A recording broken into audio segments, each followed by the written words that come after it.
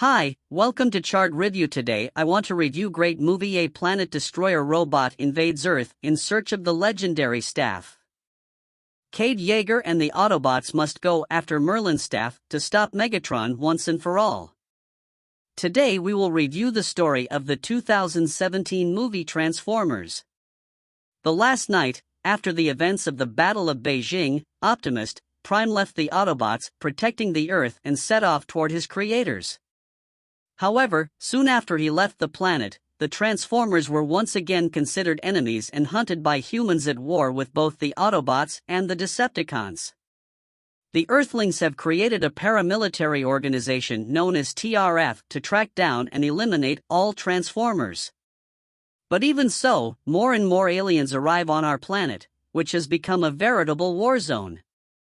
In a completely destroyed stadium, 4 kids break into the rubble and start looking for deactivated Transformers to get something as a souvenir. In the midst of the wreckage, the group finds a destroyed spaceship and decides to approach it. Finding an alien still alive inside, in their fright, they alert a pair of TRF sentries who surrender the group of junior invaders, telling them that they are in an area of alien contamination and must identify themselves. However, before they can even move, a girl named Isabella appears in the middle of the rubble and throws a bottle up in the air, causing the robots to start shooting and hit each other.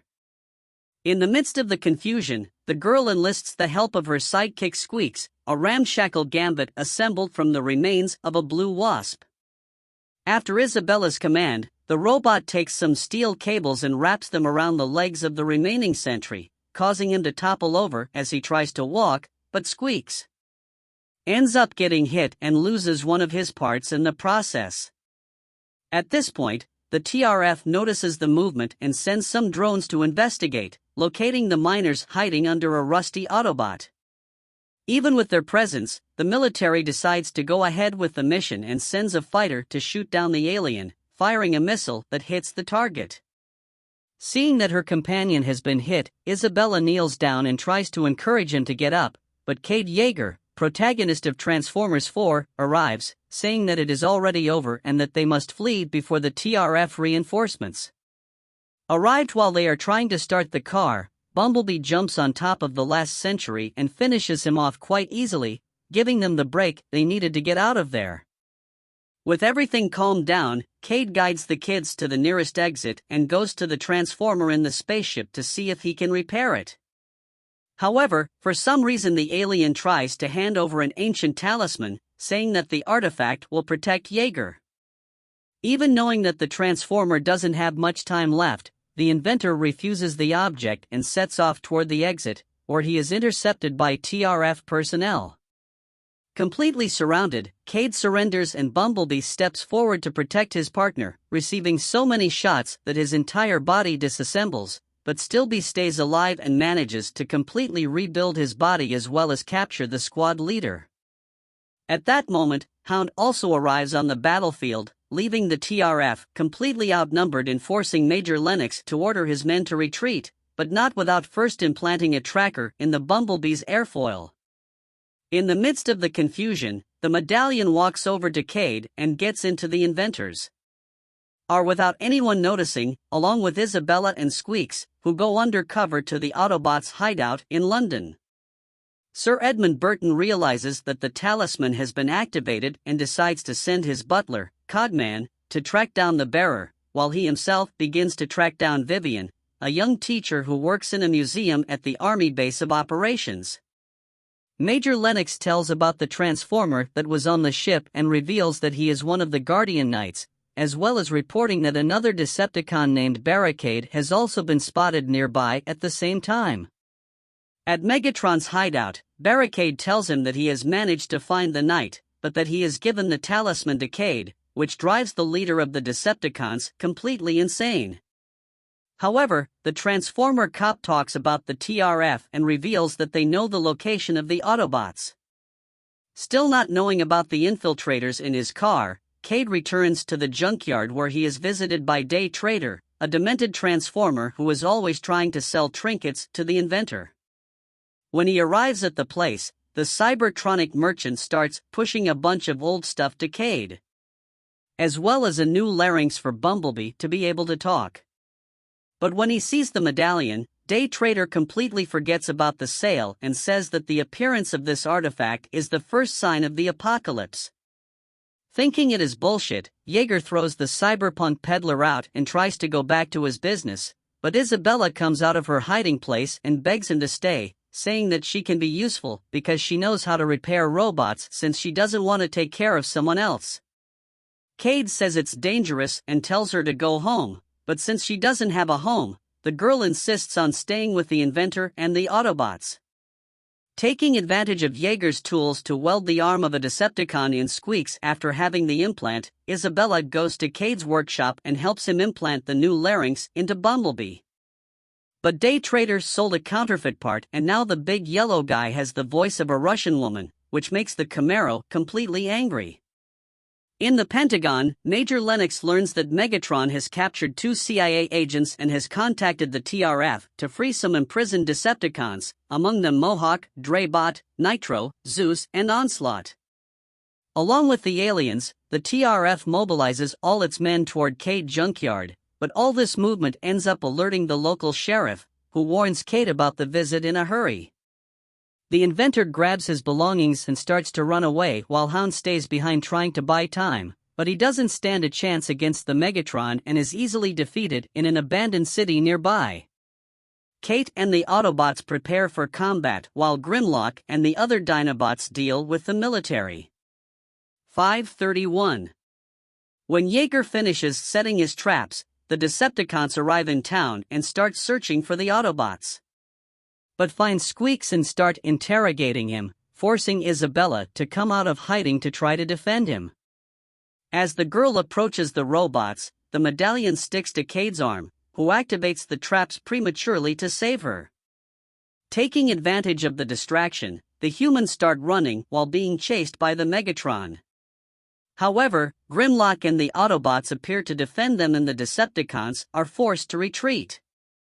Even so, the TRF does not give up trying to capture them and sends dozens of drones that begin to chase them, forcing the humans to hide in an abandoned search to try to escape. After an intense chase in the building, Cade runs to the elevator of another building, where he finds Cogman saying that his mission is to lead the inventor to his master, but Jaeger thinks he works for TRF and tries to fight, but is completely humiliated by the alien. Suddenly the elevator door opens and a drone swoops down on Cade, shattering the glass and knocking him off the building, causing the inventor to have to hold on to the device to avoid crashing in midair. Other aircraft appear and start shooting at Jaeger, but the talisman begins to move over his body, protecting him from the projectiles. As soon as Cade lands, Cogman appears and explains that the medallion has chosen him and that this is why he has been sent to America, to take him to his master. Knowing that everyone around him will be in danger, Jaeger agrees to leave for London with the butler and Bumblebee, leaving Isabella with the rest of the Autobots in space. Optimus finally arrives on Cybertron, which is now totally destroyed. 7:01. As soon as he lands, he hears a female voice and begins to follow it until he meets Quintessa, an alien who is said to be the prime of life and also its creator. Thinking that she is to blame for the destruction of Cybertron, Optimus takes his sword and tries to attack her, but is easily stopped by Quintessa, who uses her powers to transform the leader of the Autobots into Nemesis Prime, a transformer who will obey her every command. With Optimus under her control, the Prime of Life tells him there is a way to rebuild Cybertron and starts telling him about Merlin's staff. Many ages ago Quintessa possessed a staff with the power of creation, but the object was stolen by his 12 Guardian Knights and taken to Earth, where it fell into the hands of the wizard Merlin. Now Quintessa plans to send Optimus to retrieve the staff and use its powers to drain the Earth's energy, thus rebuilding Cybertron at the cost of our planet. Back in the London Museum, Sir Edmund steals Vivian's car and puts an Autobot named Hot Rod to replace it, leaving the alien responsible for capturing the girl and taking her to his palace. At the same time, Kate arrives in England and finally meets Burden, who introduces himself to the two and takes them to the Round Table, where he reveals that Vivian is the last descendant of Merlin. According to him, the staff was given to the wizard by the Knights of Quintessa, who fused his DNA with the staff, allowing only someone of the same bloodline to activate its powers. To ensure that the object does not fall into the wrong hands, Vivian's family buried the weapon along with Merlin's body in a top-secret location passed down from generation to generation. But to their misfortune, the girl's father left while she was still small and could not reveal the exact location, so they will have to search for clues and find Merlin's body on their own finally. Everton reveals that Quintessa is taking Cybertron on a collision course with Earth and tells the prophecy about a warrior of Camelot who would be chosen by the medallion to protect Earth, and Cade is that knight. Just then, TRF agents approach and begin to surround the palace, forcing Hot Rod to use an overpowered weapon capable of slowing down time, making it much easier for the humans to escape. After evading his pursuers, Jaeger accompanies Vivian to her father's old office, where they begin to search for clues he may have left behind, finding the clue that leads to the Naval Museum in a children's. At this point, the TRF finally manages to locate them and they break into Vivian's house, starting a desperate race to the coast. While he tries to throw the military off guard, Cade calls Burton and tells him what they found out, setting up the meeting at the museum, but as if the TRF wasn't enough trouble, Barricade also shows up and starts chasing the couple, forcing Beat to change shape while driving to fill the Decepticon with bullets, leaving the humans terrified. Soon after this, they finally arrive at the Naval Museum and Sir Edmund kicks everyone out of the submarine.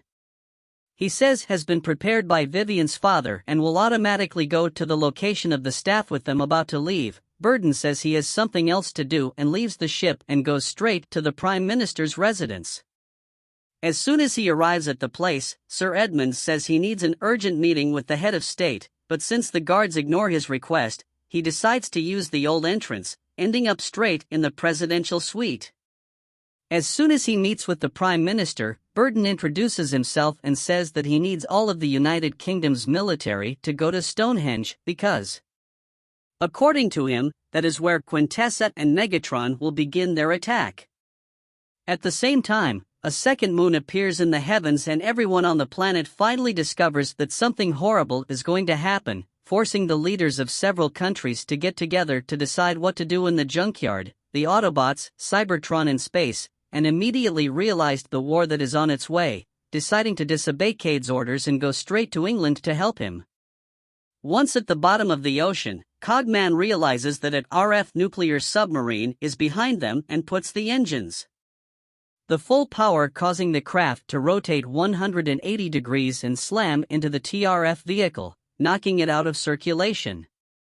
Thinking it is over, they approach a gigantic ship at the bottom of the ocean, which according to Krugman has been underwater since the Dark Ages, waiting for the arrival of the last knight. As soon as they enter the spaceship, the couple begins to explore the place until they find a structure full of Celtic scriptures on the floor, which when touched by Vivian, revealed the tomb where Merlin's body lies. With the tomb right in front of them, they decide to remove the lid of the coffin and find only an old wooden staff, which makes Cade suspect that something is missing. But while he looks around for clues, the knights in the spaceship come back to life to eliminate anyone who wants to steal the staff. At that moment, the TRF military arrives on the scene and starts shooting at the alien, managing to knock it into the abyss with the help of some explosives.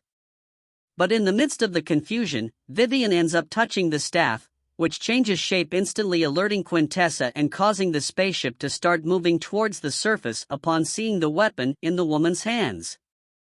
Major Linux and his men order her to drop the staff, but the remaining knights also regain consciousness and begin to fight to protect the object. Suddenly, Optimus appears extremely overpowered and manages to defeat both Transformers with extreme ease, saying that he also came for the staff. As soon as he sees the leader of the Autobots, Cade starts trying to communicate, but is completely ignored by the Prime, who threatens to eliminate Vivian if she does not deliver the artifact. Realizing that something is wrong, Jaeger asks the woman to hand over the object and just watches as Nemesis runs away with the staff. Knowing that optimists would never do this, Major Lennox decides to join forces with Cade and orders his men to communicate with the army to report what has happened outside. The former leader of the Autobots tries to escape while Bumblebee begins to chase him, starting an insane fight. Once on the surface, the two Autobots grab their weapons and begin to battle, but Optimus is clearly more powerful and manages to easily rip these doors off. Even so, the Camaro does not give up and manages to take down his former leader by jumping on top of him and hitting him with his hammer. However, this is not enough to defeat Optimus, who continues to beat the crap out of his former companion. To finish the fight, Prime pulls out his hidden blade and tries to hit B in the head. B recovers his voice at the last second and says that he would give his life for Optimus. Somehow hearing Bumblebee for the first time since the fall of Cybertron made the leader of the Autobots regain his consciousness and remember who he really is once he realizes what he was doing. Optimus apologizes for everything and prepares to confront Quintessa. But before they can leave the spaceship, Megatron and Nitro Zeus arrive on the battlefield, firing missiles at the Autobots. With Optimus virtually defenseless, the Decepticons steal the staff and fly away, while the Guardian Knights arrive to judge Prime for allying himself with Quintessa. Already imagining what the sentence will be, Cade begins to beg Optimus to react and try to escape, but as he refuses to do so, Eager transforms the medallion into the sacred Excalibur and strikes the final blow, saving Prime's life and winning the loyalty of the Guardian Knights. Sorry for everything. The leader of the Autobots apologizes to Cade and promises never again to betray the Earth, as well as taking responsibility along with the Guardian Knights to invade Cybertron and defeat Quintessa once and for all in Stonehenge. Megatron is using his staff to open a portal when Sir Edmund, accompanied by the English army, begins a surprise attack on the Decepticons. In the middle of the battle between men and robots, Megatron spots Burden in the open and shoots him at full power, sending him flying through the air while his men flee to Cybertron with the final confrontation about to begin. Cade and the military meet the Autobots on the battlefield, from where Optimus gives one of his famous speeches and takes it upon himself to clear the way for Vivian to retrieve the staff in the Cybertron ignition chamber. Megatron hands the weapon over to Quintessa, who finally initiates the unification between the two planets with the Ends and near humans and Autobots make their way to the battlefield, where American and British fighters distract the Cybertron aircraft while everyone is waiting for the right moment to jump. The Guardian Knights unite in a three-headed Megazord dragon and go on the attack together, with Optimus helping the jets deal with the enemies from inside the aircraft. Kate and the rest of the military approached the ignition chamber, but when it's time to land, one of the fighters ends up crashing into a mountain and causing a major accident, causing several planes to fall to the ground, including the one Jaeger and Major Lennox are in. Even with the disastrous landing, the final battle against the Decepticons begins, but because of the Cybertronian artillery, the Autobots are trapped and can no longer advance. To solve this problem, Isabella has the idea of sending Squeaks to destroy the artillery, trusting that no one will notice his presence because he is small and ugly. However, before the two can even solve this situation, some Inferno icons also merge and turn into a giant and extremely overpowered Megazord. Realizing that they will be defeated if things continue like this, Major Lennox reports the situation to the government, which soon issues new orders. Now the Army's plan is to send fighters to destroy one of the Cybertron support structures, which will fall on the ignition chamber and interrupt the whole unification process. But since there are military Autobots right in the area that will be hit, they need to retreat as soon as possible. While Major Lennox is giving orders to his men, Squeaks finally reaches the artillery and uses the arm that Isabella welded on to fire a missile into the barrel of one of the guns, blowing the whole thing to smithereens. At the same time, Optimus and the Guardian Knights arrive on the battlefield and go all out against the Inferno icons, managing to separate the Megazord and topple them all with a single blow of his sword. Still, the government sticks to its new strategy. Orders the fighters to fire while the military parachute in, but Vivian and Cade decide to stick to the original plan and run into the ignition chamber while a giant chunk of Cybertron falls on top of them. Thanks to this, the whole place starts to collapse. But unlike what the government planned, the energy from Earth continues to be transmitted to Cybertron as the ignition chamber plummets through the air. The Autobots battle with the Decepticons while Vivian and Cade advance toward the staff.